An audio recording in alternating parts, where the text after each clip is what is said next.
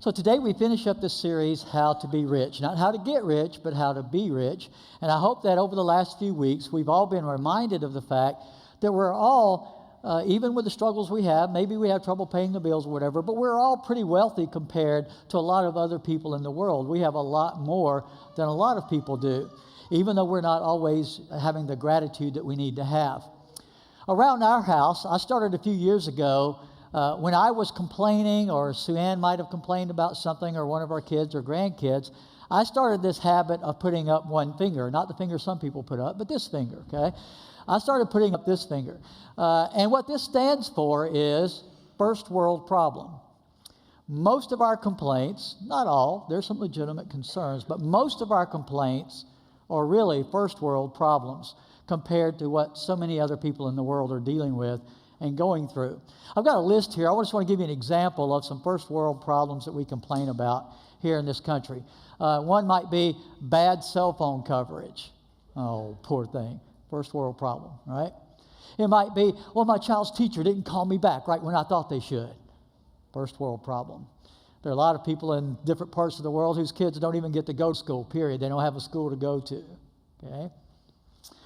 Limited vacation time. I can't take that extra trip I wanted to take. First world problem.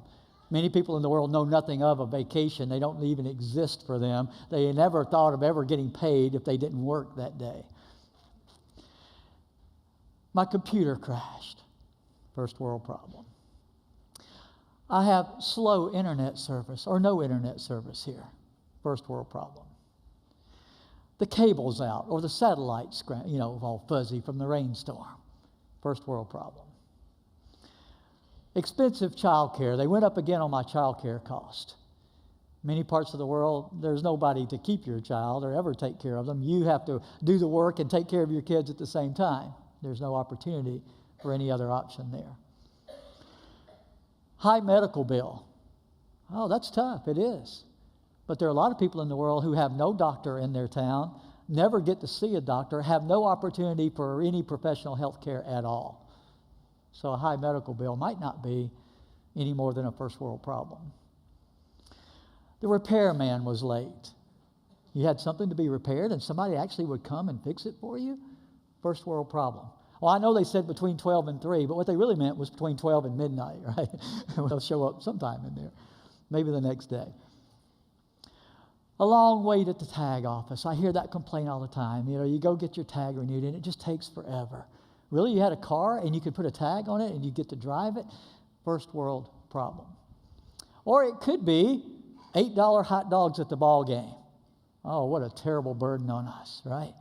You actually were able to buy a ticket and go to a ball game and you still bought the $8 hot dog, but you wanted to complain about it.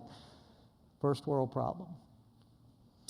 Long security line at the airport, or my flight was delayed at the airport. Really? You actually get to get on a plane and fly somewhere? And you could afford to do that? A lot of people in the world will never, ever get on an airplane in their lifetime. They don't have that opportunity. It doesn't exist for them.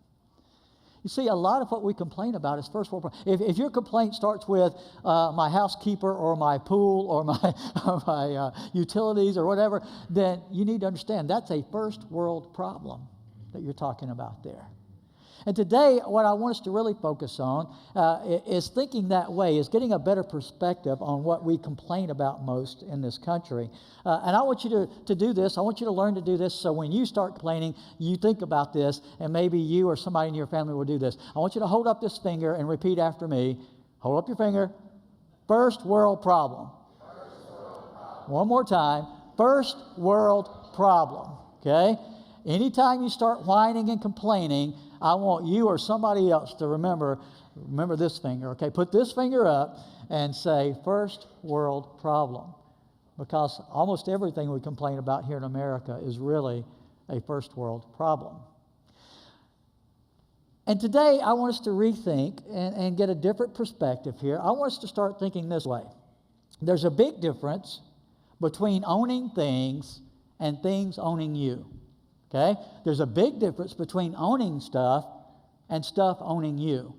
And I want us to see the difference and get it in proper perspective here as Americans in the church today. In this series, we've been talking about the primary negative side effect of wealth is this. I've called it the migration of hope. The problem that comes with being blessed like we are is our hope begins to migrate.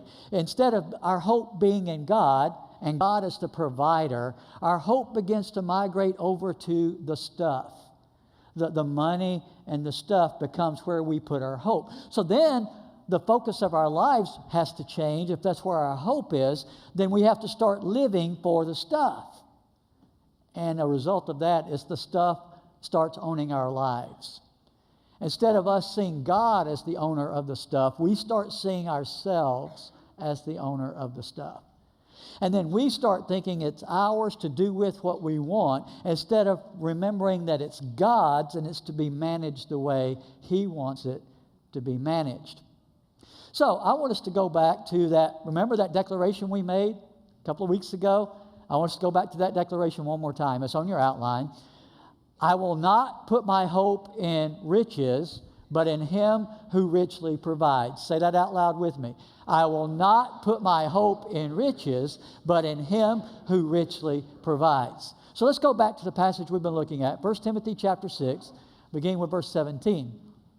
I want to pick back up with verse 17, then we're going to go on and add another verse to it here today. But I want us to pick back up because in verse 17, Paul already in the beginning of this passage hints at the number one reason Christians in America are more generous than any other group in America.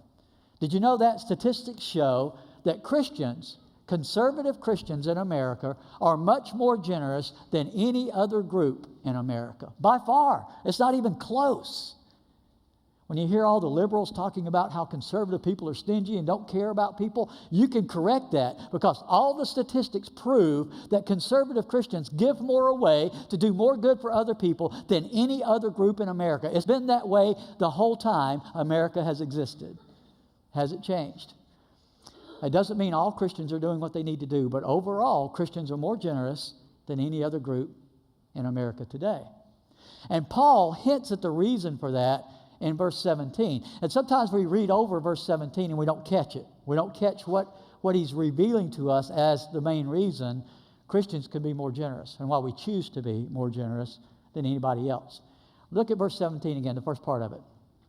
Command those who are rich in this present world. Did you catch it?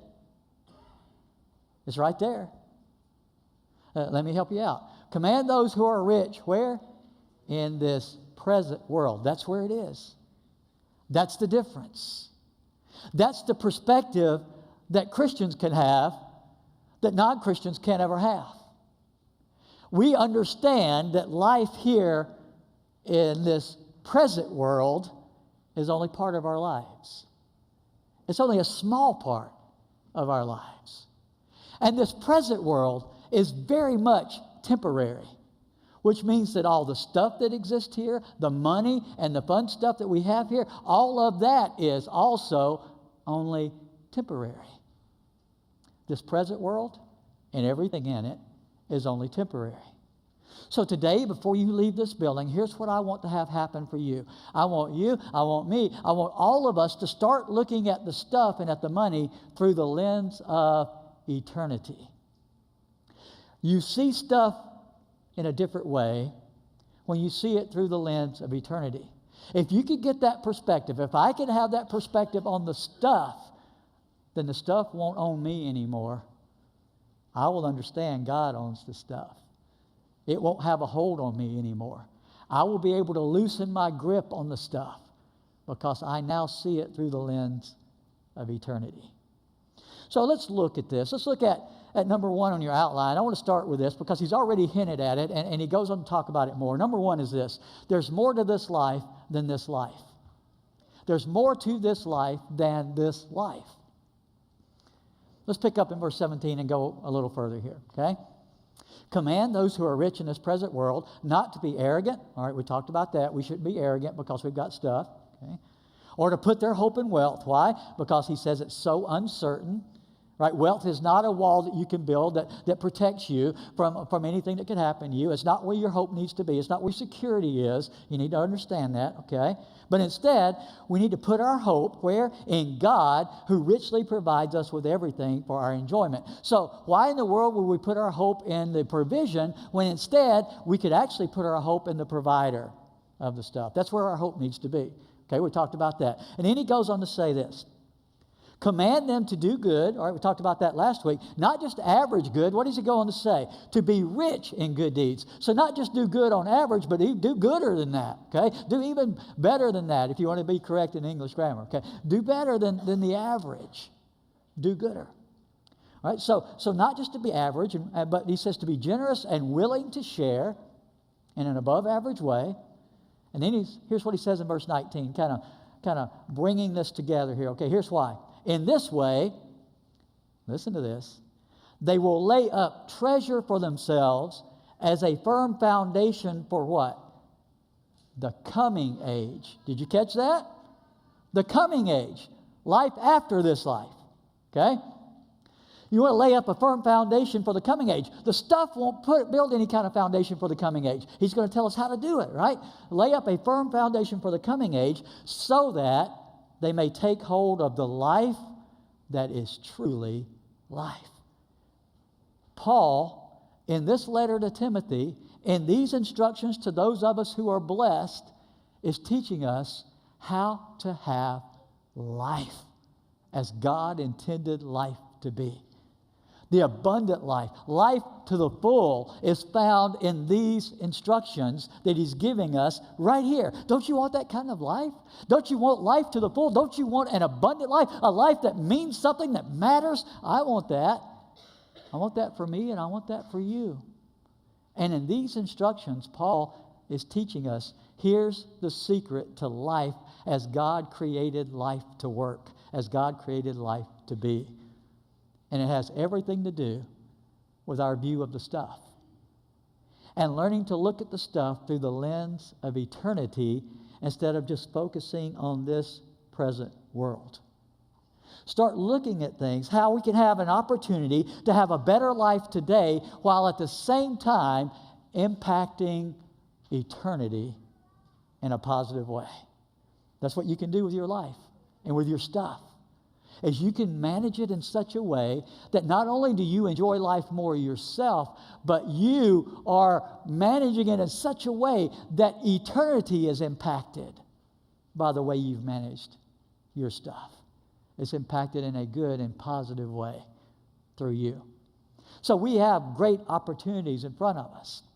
Here's the thing. If you will view and I will view wealth through the lens of eternity, here's what will happen. You will lose your grip on it, and it will lose its grip on you. That's what will begin to happen. You will lose your grip on your wealth, and the better part of it is your wealth will lose its grip on you. It won't own you anymore. It will not control your life anymore. Your life will be lived at a higher plane with greater vision than if wealth were to own you. I want to look at an example in the New Testament that deals with this. Jesus is there with his disciples, and there's an argument that breaks out between two brothers. And they're arguing about the inheritance.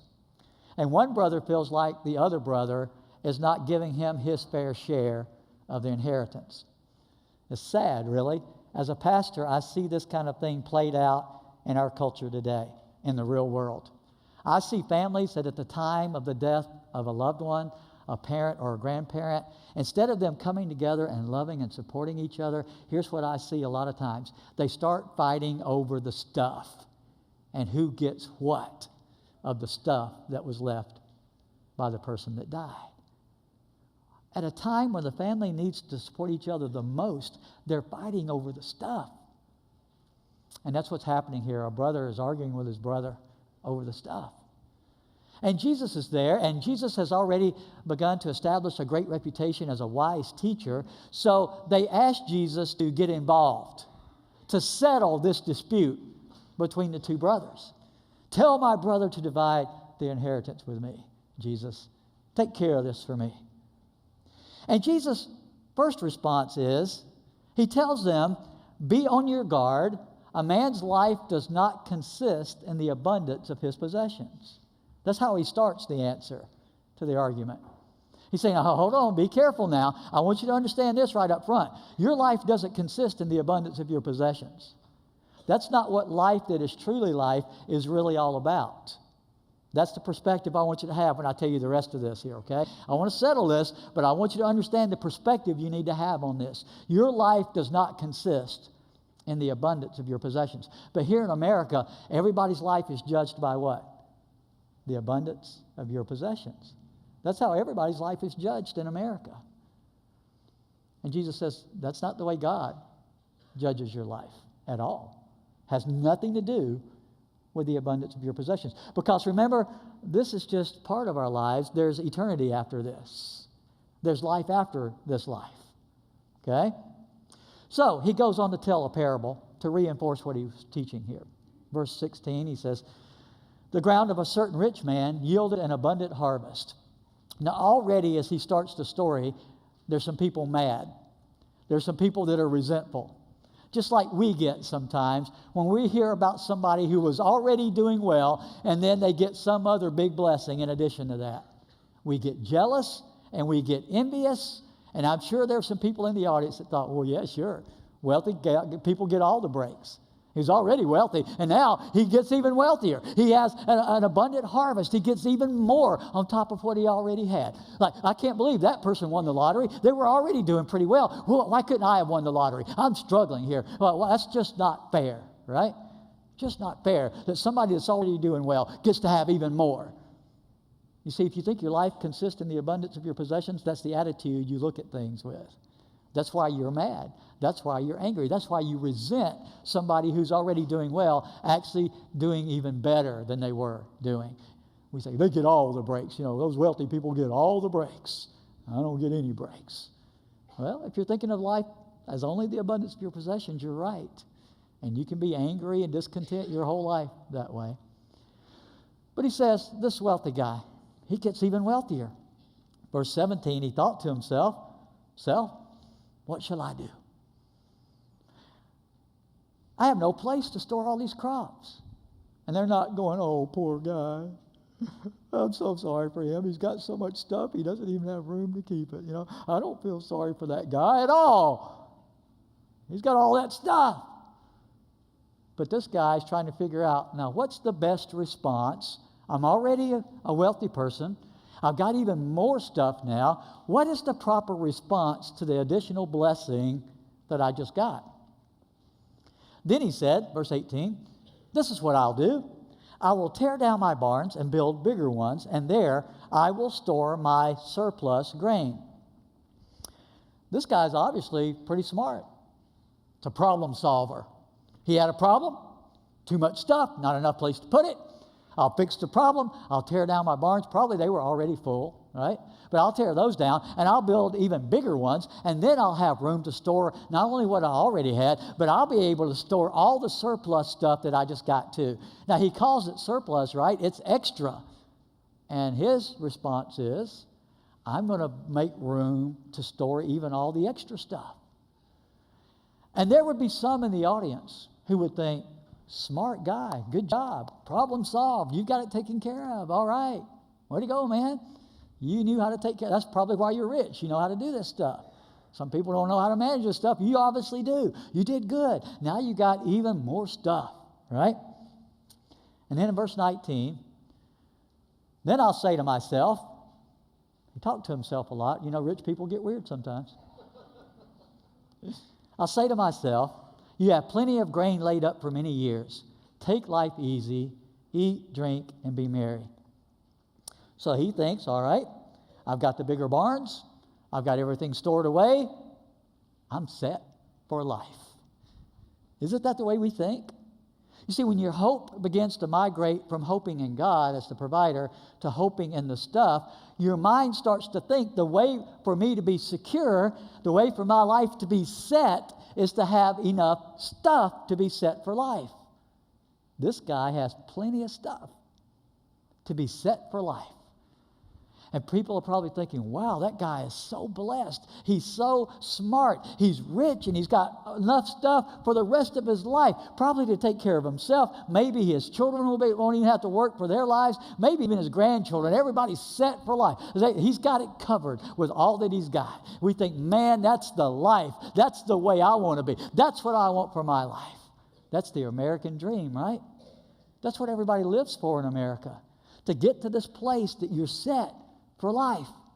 That's what retirement is all about in America. By the way, do you know retirement is a pretty modern concept? For generations and generations on this earth, nobody thought of retirement until we created this system where you're supposed to save up enough stuff to be able to retire and live off of that and take life easy. That's a fairly new concept in our world today. And many people in the world have no concept of retirement even now because they have no hope of ever having enough stuff to be set for the rest of their lives. Well, everybody's thinking, what a smart, blessed, rich guy. He's got so much stuff now, he's set for life. But God said to him in verse 20, you what? Fool. You fool. Wait a minute. He's got all this stuff. He's got more stuff than he needs. He's got surplus stuff. He's got it stored away in barns. So now he can take life easy and eat, drink, and be merry. He can eat at Dairy Queen every day. It wouldn't matter. Some of you remember the old Dairy Queen ad. Some of you don't. You're not that old. Everybody else thought everything was great, but Jesus calls this guy a fool. Why is this guy a fool? What is so foolish about what this guy did? Jesus said, this very night, your life will be demanded from you. Then who will get what you've prepared for yourself? Wait a minute. The way we think is the way this guy probably thought. My life can't end tonight. Look at all the stuff I still have. My life can't be running out because my stuff hasn't run out yet. It's the way we used to look at back when we all did checkbooks and you had to write checks. I can't be out of money. Look at all the checks I still have left. Right? Can't be out of money yet. We look at life that way. I can't be out of life yet. There's so much more I've got. There's so much more I want to do. There's so much more I want to enjoy. I can't be out of life yet because look at all the stuff I have. The reason this guy is a fool is because he thought having all the stuff was where he found his security for his life. That's what made him be set for life. And now his life is going to be over, and he doesn't get to keep the stuff. And the stuff doesn't go with him, and it doesn't do him any good when his life ends. It doesn't give him any higher stature where he's going. It doesn't give him any more influence where he's going.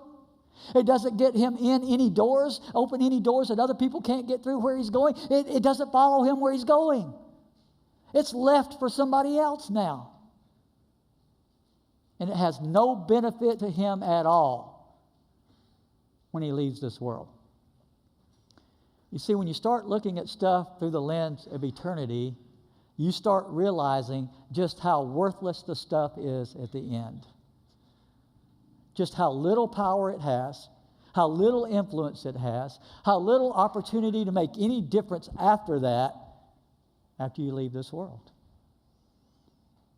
If you've lived for the stuff, if you thought the stuff was where your security was, then you get a very rude awakening when Jesus says, you fool. Your life ends now. And the stuff ends now. And the influence and the power you had with the stuff on earth, all of that ends now too. You don't have that anymore. It's gone. That leads me to the second thing I want us to see from the story today, and from the parable and from Paul's instructions to Timothy, and that's this. We don't get credit on this earth for what we leave, but for what we give. We do not get credit for what we leave, how much we leave. We get credit for what we did with it, the good that we could have done with it while we're here. There's a story of two guys in a community. The wealthiest guy in town had died. They decided to go to the funeral. They thought, this is going to be a big to-do here. This rich guy died, and he's the wealthiest guy in town. I bet his funeral is going to be amazing. So they went to the funeral. It's in the big cathedral in town, and there's more flowers there than they've seen ever anywhere at any funeral. I mean, just beautiful flowers all over the place. The casket's inlaid with gold and platinum. It's just a beautiful casket. They go out to the graveside. It's the prime spot in the cemetery, the one everybody else wanted. He's got it. And they lower the casket into the ground, and they cover it up, and he's got a gravestone there, the most beautiful gravestone anybody's ever seen. It's bigger and better than any other gravestone in the whole cemetery. And one of the guys, he says to his friend, said, this guy's obviously has so much money. I wonder how much he left. And the other guy said, I know. He said, really? You know how much he left? He said, yeah, I know exactly how much he left. He said, how much? He said, all of it. All of it. Everybody leaves exactly the same amount. Everything. And everybody goes into the presence of God with exactly the same amount. Nothing. Absolutely nothing. No matter how much we had here. We enter into the presence of God with none of those physical blessings. They don't go with us. That's why you don't ever see a hearse with a trailer hitch on it. You don't get to haul any of that out with you. It doesn't go with you. I see people today being buried on their motorcycles or in their Cadillacs or something like that. Friends, that's just going to rot in the ground. You don't take that with you anywhere. That's why you have people robbing graves, because you don't get to take it. They can find it. It'll still be there. They can dig it up.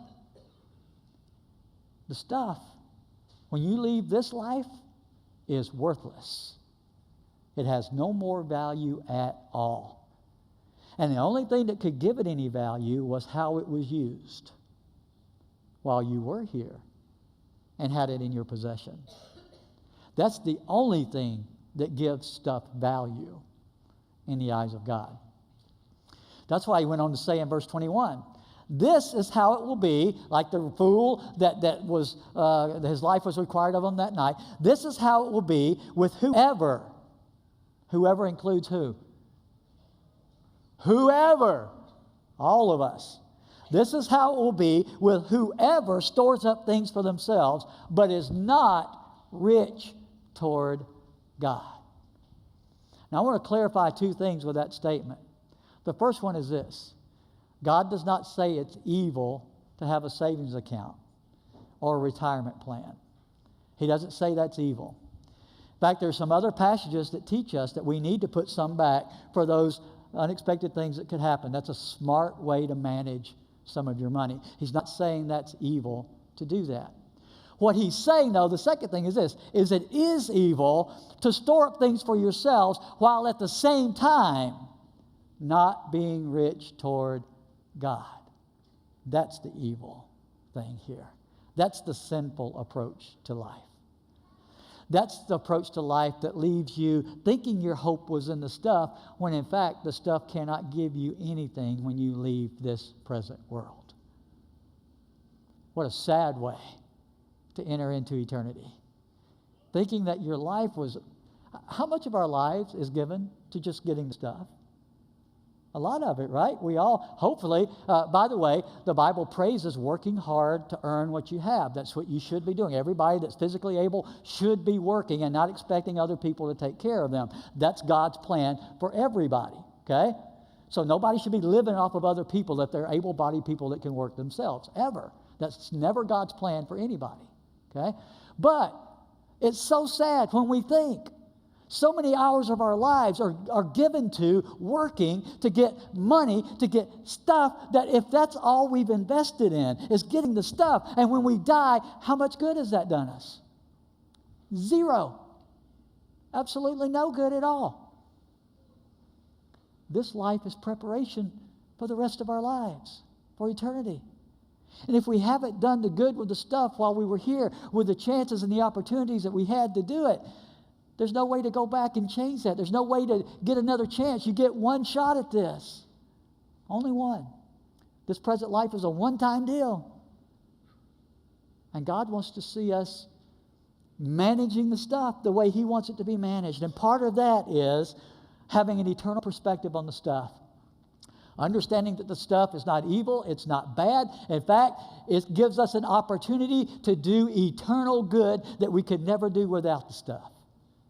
That's what it does for us.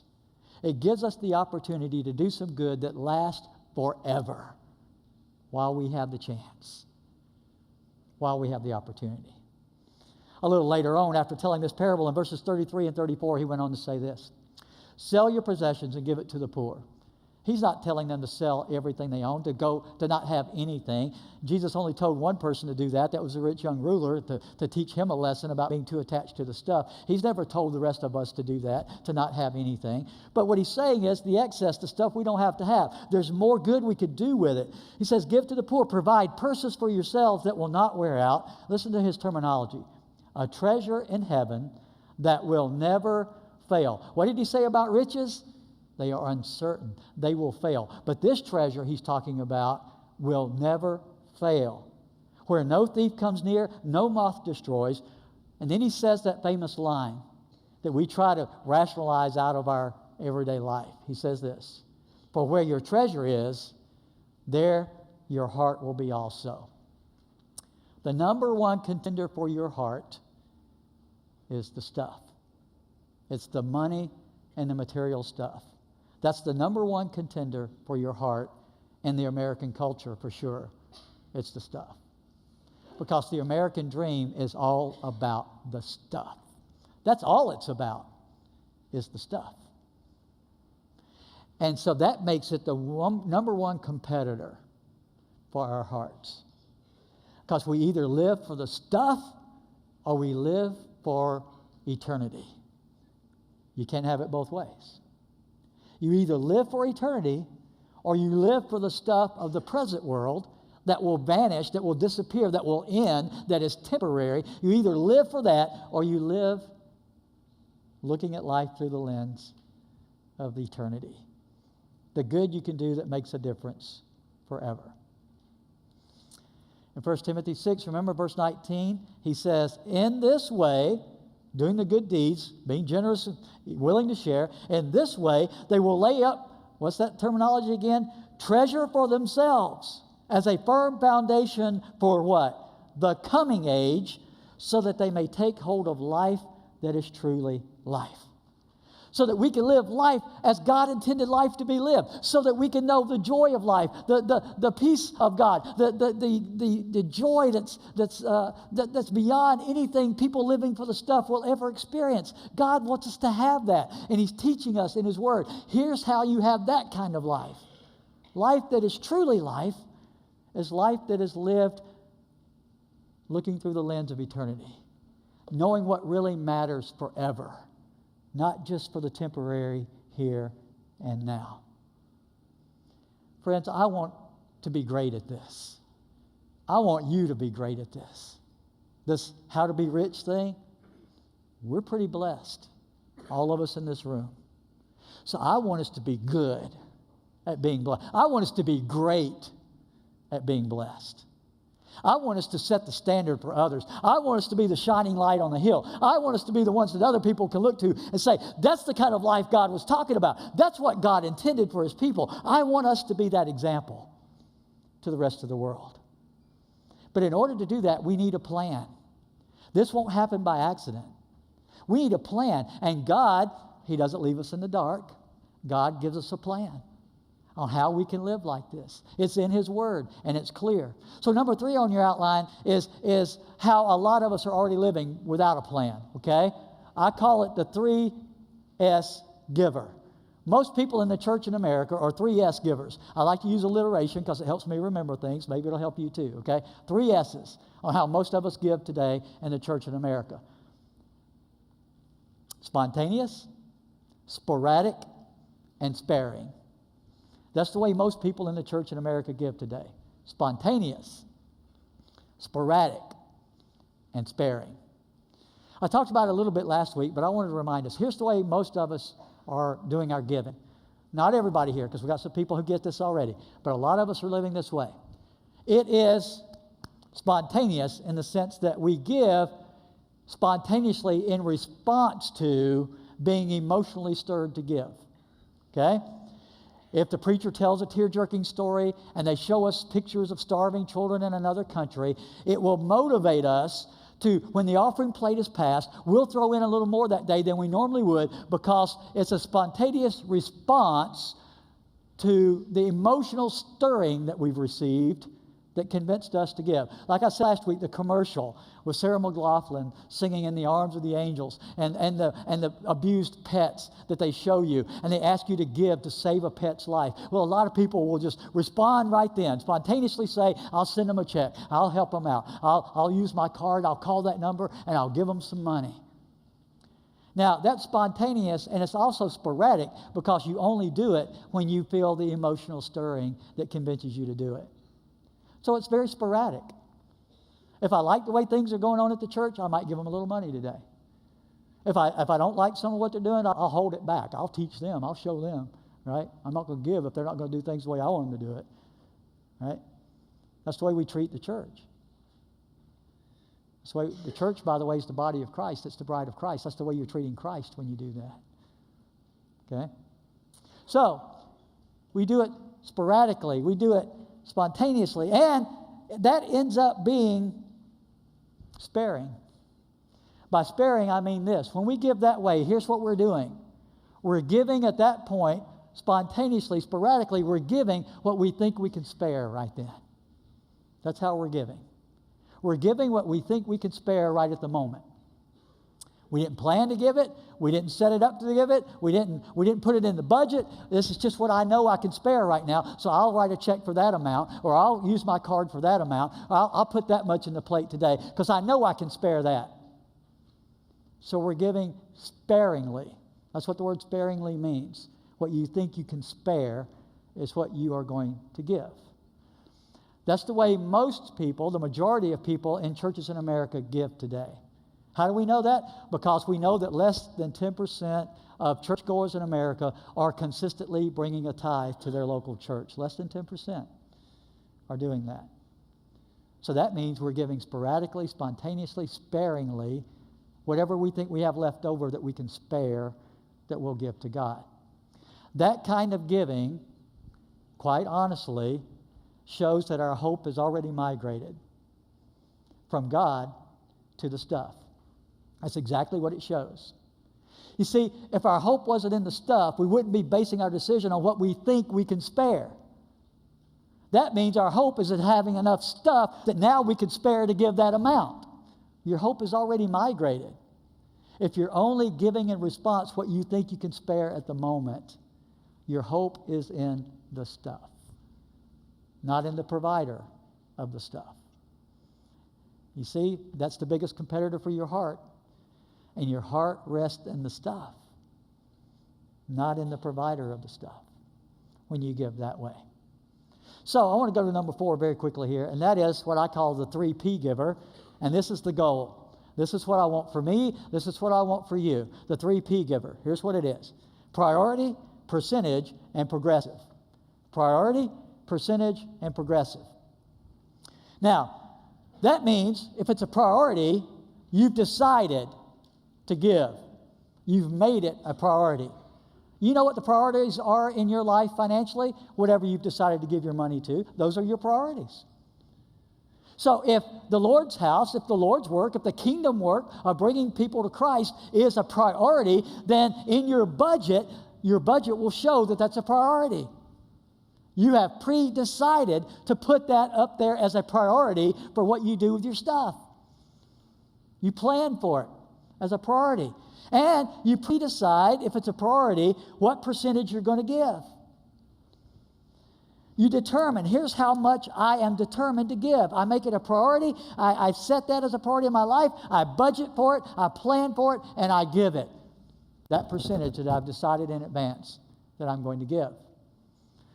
And progressive in the sense that if you do this, here's what's going to happen.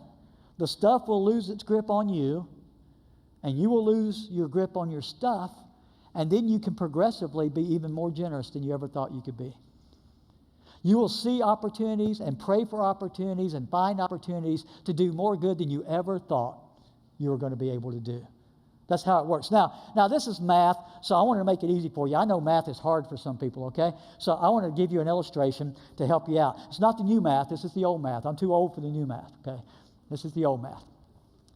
I'm going to use 10%. In the Old Testament, God told his people to give a tithe. How much was the tithe?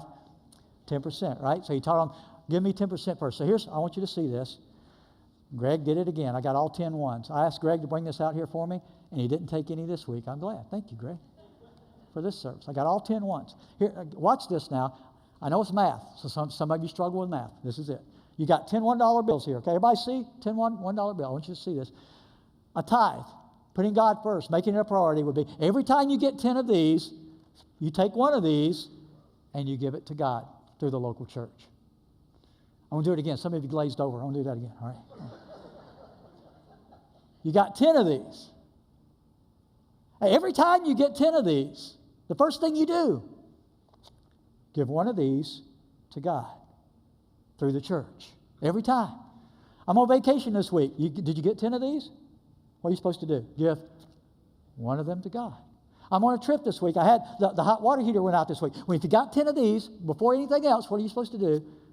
One of these back to God. Now, here's the cool thing. It's not new math, okay? And I know math's hard, but I think you can follow this, right? If you got 20 of these, what would you do? Good job. You're smarter than the first service. They didn't get it right away. All right? If you got 20 of them, you give 2 of them, right?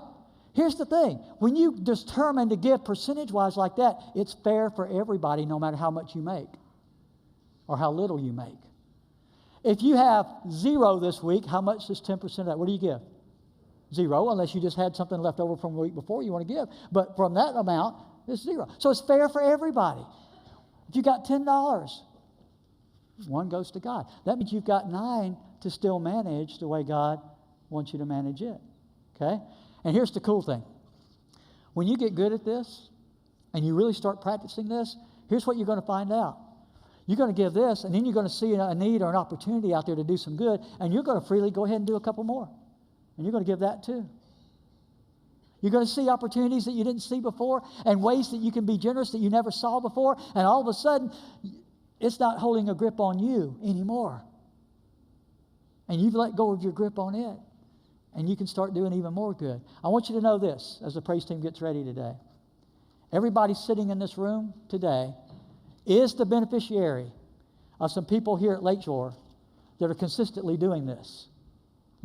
We couldn't be in this building. We couldn't pay our utilities. We couldn't pay our staff. We couldn't run any of our ministries. We couldn't support the branch. We couldn't do the work in the Dominican Republic or Ecuador that we do. We couldn't do any of that except that some people here are already doing this.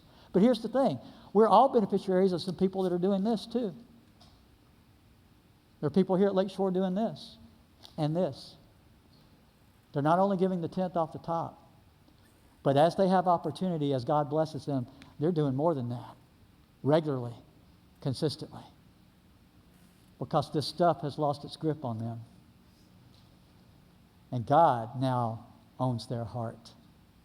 And they're looking at all of this through the lens of eternity. How can this be used to impact eternity? Because I don't want to be the fool that gets to the end and I put my hope in the wrong place. I let it migrate to the stuff instead of to the provider of the stuff. So here's what I want for you. I want God to have your heart. I want your hope to be in Him and to stay in Him and never migrate over to the stuff. So if there's someone here today who's ready to put their hope and their trust in God, you're ready to give Him your heart, because some people here at Lakeshore have put God ahead of the stuff. We have this church. We have the preaching and teaching of the gospel. We lift up Jesus to this community and to the world. And that's why you have the opportunity through this church to come to know Jesus today and put your hope in Him. Maybe you want to join with us and be part of the eternal work of the kingdom. It's the only work that really matters in eternity. And you can give yourself to that today as we stand and sing. We invite you to come.